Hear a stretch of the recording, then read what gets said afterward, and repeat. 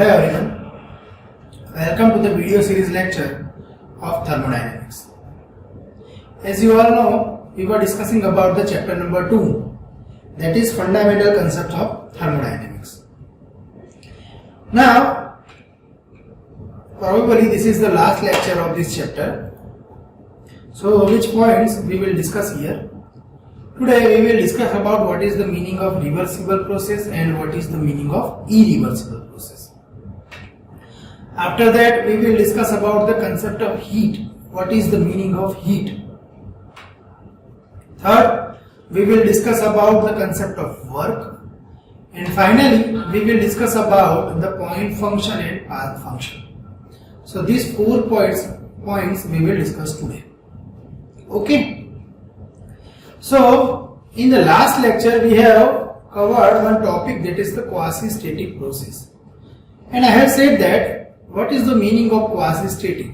If you want to move from state number 1 to state number 2, then from our initial state and you want to reach at some final state, then between this initial and final state, if there are so many infinite number of equilibrium states are come, and if from that so many equilibrium state, if the system is passing, then we can say that process is the stable process, and that is also known as the quasi-stable or quasi-static process.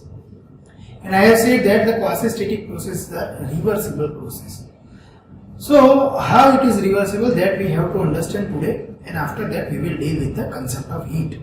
So let us first discuss this point, what is the reversible process and what is the irreversible process. Okay.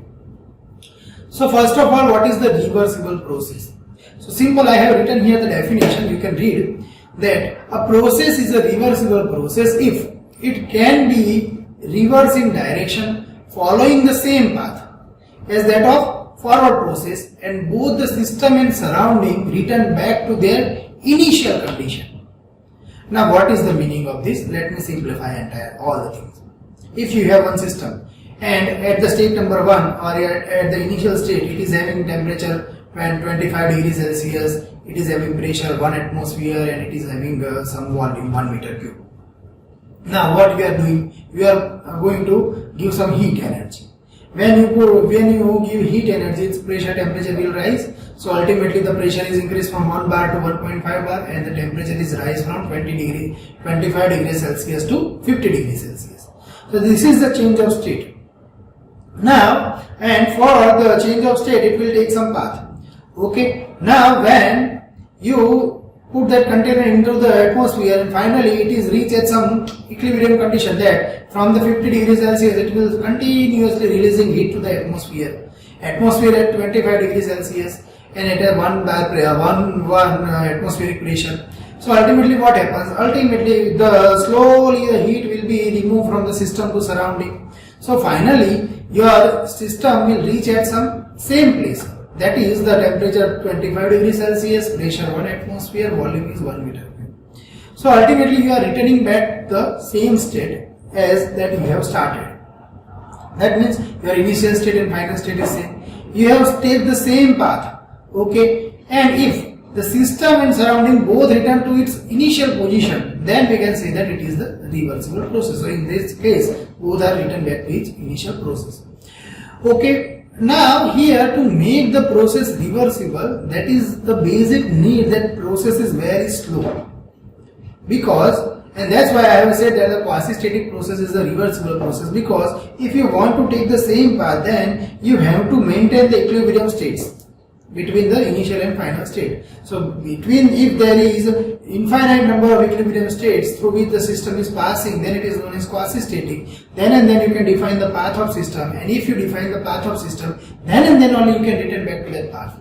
Okay, so we can say that the quasi-static process can be a reversible process, because if there is a spontaneous process, okay, if you are directly moving from state number 1 to state number 2 and that is very fast process, then the certain path you cannot draw and the same path you cannot follow or return back. Okay, you can take different path to reach at the initial condition, but that is not a reversible process. Reversible means you have to take the same path. then and then only it can be reversible. And to get same path, you have to make stable process, and that is the quasi-static process. So that's why we can say that the quasi-static process is the reversible process.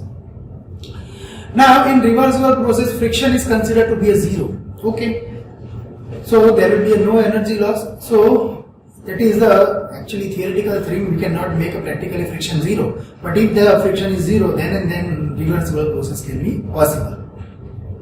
Now what is the meaning of irreversible process? All the process which is generally happen practically, that all are the irreversible process. Why? Because we cannot make friction absolute zero. There will be some friction, we can minimize it. If we take the example of the piston cylinder engine, so you can minimize the friction losses. Okay, so by using the lubricating oil, you know that all the thing. Okay, so when we in the engine we put some lubricating oil so that the piston and cylinder, the friction between the piston and cylinder can be slightly reduced. But you cannot eliminate the friction. Okay, friction will be there. So practically reversible processes are not possible. So we can go near to the reversible process. Okay, so what is the meaning of irreversible process? It is the all process, practically possible processes are the irreversible process. Okay, because we cannot eliminate the friction. So this is the basic fundamental behind reversible and irreversible process. Okay, now we are going to discuss here the types of energy. So there are two types of energy. First, that is energy in storage. Second, that is energy in transit. Now what is the meaning of energy in storage? Energy in storage means that energy which can store inside the system. Means if you have some molecule, some gas, and that gas having some molecules, that molecules having the internal energy, their own energy, intermolecular energy. So that is known as the energy in storage. So potential energy, internal energy, that is the energy in storage. Second, energy in transit. Transit means whenever the process is going on, whenever there will be a change of state, at that time some energy will be transferred from one system to another system. Let us take example. If there is a temperature difference between two systems, then heat will pass from the one system to another system. So that is known as the energy in transit. Means whenever there is a one process, there at that time the energy will supply or energy will reject it. That is known as the energy in transit. So that is known as the energy in transit. So we can write here energy which can be transferred from the surrounding system to surrounding while a process, that is known as the energy in transit. What are the example of energy in transit? That is heat and work. Okay, so here we have to understand the concept of heat and work. So first of all, what is the meaning of heat? So here you can see heat is the form of energy which is transferred from the system boundary by virtue of temperature difference. Simple, you can understand this point. If your system is having higher temperature and atmosphere is having lower temperature, simple, you can take the example that in a cup you take hot water and the water temperature is 90 degrees Celsius. Now the water temperature is 90 degrees Celsius, atmosphere is at 25 degrees Celsius. So what happens? From that 90 degrees Celsius, continuously one energy will move to the atmosphere. Continuously one energy will move to the atmosphere. And that energy is known as the heat energy. Okay, so simply you have to remember the definition that the energy which is transferred from the system boundary because of the temperature difference, that is known as the heat. Now, what is the formula for heat? Heat is equals to mc delta T. Okay, mc delta T. Here m is the mass, c is the specific heat, and delta T means it is the change of temperature. Means water at 90 and temperature, atmospheric temperature at 25 degrees. So there is some temperature difference. So that is known as the delta T. And always we will measure heat in kilojoule. Okay. Now the types of heat. So here specific heat, latent heat, and the sensible heat. These are the types of heat. What is the meaning of specific heat? If you have 1 kilogram of mass and if you want to rise the 1 degree Celsius temperature of that 1 kilogram of mass, then how much amount of the heat you should supply? That amount of heat is known as the specific heat. Let us take one example. If you have 1 kilogram of water and for that 1 kilogram of water, if you want to rise 1 degree Celsius temperature, for example, if the temperature of water is 25 degrees Celsius, you want to make it 26 degrees Celsius, then how much amount of heat is needed to rise the 1 degree Celsius temperature? That is known as the specific heat. Simple meaning. Okay, so specific heat for different substances is different. Okay, next is the latent heat. What is the meaning of latent heat? Latent heat means heat which is required to change the phase of the substance. Okay, if you have water in liquid phase, you want to make the steam, then you have to supply some heat. So that heat from which at 100 degrees Celsius, let us take one example that water is available at 100 degrees Celsius. What is there at 100 degrees Celsius? Liquid or steam? You cannot answer. Why? Because initially there is at 100 degrees Celsius there is some water. Now if you are supplying some heat, so the temperature will remain constant, but that water molecule will be converted into the steam. So ultimately the temperature will remain constant. At the constant temperature you are supplying some heat energy so that that liquid is converted into the vapor, and that is known as the latent heat. Okay, so simple we can say that what is the meaning of latent heat? Latent heat means the heat which is required to change the phase of the substance, that is known as latent heat. Okay, and the last one is the sensible heat. What is the meaning of sensible heat? Sensible heat means it is the heat to make the temperature difference. It is used to increase the temperature or it is used to decrease the temperature. Simple, let us take example. Let us take the same example of the water. Water is available at 25 degrees Celsius. If you make the temperature of water at 50 degrees Celsius, then you have to heat up the water. So when you are heating the water by putting that pan into the burner will continuously supply the heat to the water. So finally the temperature will rise. So that much amount of the heat is needed, the heat which is needed to rise the temperature from 25 degrees Celsius to 50 degrees Celsius, that is known as the sensible heat. Okay, so you have to remember all these three heat. First, specific means to rise 1 degree Celsius of 1 kilogram substance. Latent means to change the phase, and sensible means to increase or to decrease the temperature, the amount of heat is needed. That is known as the sensible heat. So hope you get clear idea about the heat. Now let us move on another concept, that is the work.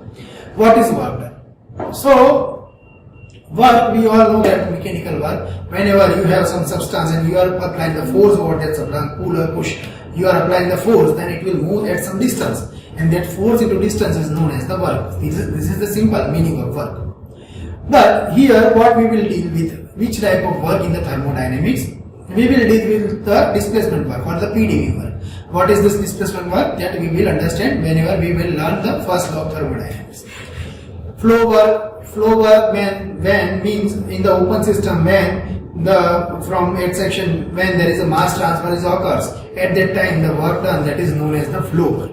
This we have to discuss. This we will discuss in detail whenever we will deal with the first law of thermodynamics for the open system. But till that you have to remember the types of work, that is displacement work. Sometimes it is also known as in the closed system work, the displacement work is possible, sometimes also known as the PdV work. Flow work, it is possible in the open system, that is known as the PV work. Also there will be some shaft work, pedal wheel work, electrical work. These are the simple. So these are the types of work. Just you do not have to bother about the displacement flow work. This we will discuss in detail whenever we will deal with the first law of thermodynamics. But till you have to just remember these types of work. Okay. Now let us move on the important topic, that is the sign convention for heat transfer and work transfer. So here you can see, whenever, first of all let us understand the heat transfer. Whenever you add some heat into the system, it is considered as a positive heat. If you take one system, okay, and if you let us take the same example of water. Water is at 25 degrees Celsius. You are putting that water on the burner, and finally from the burner it will gain some heat. So heat is supplied to the water. So that is known as the positive heat. Okay, and after increasing the temperature, if you put that water into the atmosphere, then finally from high temperature to low temperature, heat is transferred to the surrounding. So if heat is transferred from system to surrounding, then it is known as the negative heat. Similarly, for the work transfer, you can remember this point, that if work is done on the system, then it is considered as negative. If the work is done by the system, then it is called positive work. What is the meaning of this? If you take one example of, in one container you are putting some gas. Okay, now if you want to compress that gas, then you have to apply one piston cylinder arrangement and you have to push that piston downward. So you are going to compress that gas. Means this gas is compressed by some external means. Means we have provided some pressure energy, some force over the gas. That's why the gas is compressed. Means we have supplied some work. So this type of work, whenever we are going to put some work over the system, that is known as the negative work. So always compression work is the negative work. And work done by the system means whenever system release some work to the surrounding, that is known as the positive work. If you are using a petrol engine, any vehicle, in the vehicle if the petrol engine is fitted, then what happens? The engine will supply some work, that's why the vehicle is moving. So ultimately that type of work is known as the positive work. Okay, so whenever system work done by the system, that is known as the positive work. Whenever we are doing work on the system, that is known as the negative work. Okay, so hope you get the clear idea about heat and work and what are the sign convention for heat and work transfer. Okay, let us discuss our last topic, that is the point function and path function. Now what is the meaning of point function? In your syllabus you will find this type of term, that is the simple state function. Sometimes this point function is also known as the state function. So you have to remember both the term, point function or state function and path function. Now what is the meaning of this point function? Point function means the properties. We can take some property, pressure, temperature, volume for example. Okay, the properties, their values does not depends on the path of the process. Means if you take one state, at that state if you measure the temperature, if you reach at the another state, then the temperature will not be affected by which path you have taken for reach from state number 1 to state number 2. Okay, just at state number 1 there will be some temperature, at state number 2 there will be some temperature. So temperature will not affect by the which path you have taken to reach from state number 1 to state number 2. So temperature is known as the point function. Simple. So you have to understand this thing. Then whenever you are going from initial state to final state and your properties does not depend on the path which is taken to reach from the initial state to final state, that type of property is known as the point function. And path function means the value of that property depends on the depends on the path of the process. Okay, means path is necessary for heat and work transfer. Okay, if you make one wall of the steel and if you make one wall of the brick, then heat can be easily passed from the steel, but heat cannot easily pass from the brick wall. Okay, so here the path is matter. So simple, we can say that heat and the work both are the path function, because here the path is necessary. And the temperature, pressure, these all are the point function. Second thing, all the properties are point function. Means we have considered the intensive property, extensive property, these all the properties are the point function. That means temperature, pressure, volume, energy, enthalpy, entropy, these all are the point function. Also you have to remember this thing, that point function have exact differential. Why? Because you know the specific value between the point number 1 and point number 2. Means you have some particular value at state number 1, you have some particular value at state number 2. So that is not vary by the path. So you have some exact value, so you can exactly differentiate them. But you cannot do for the heat and work. Okay, so they have inexact differential. Inexact, here in the path function you have to write here inexact differential and they are exact differential. Okay, so this is the basic difference between the point function and path function. So in this lecture what we have understand, we have deal with the concept of heat, what is the concept of work, sign convention for the heat transfer and work transfer, and last we have discussed about the point function and path function. Okay, so this is the end of our chapter number 2. In our next lecture we will start new chapter number 3, that is the zeroth law of thermodynamics. Okay, so we will meet soon.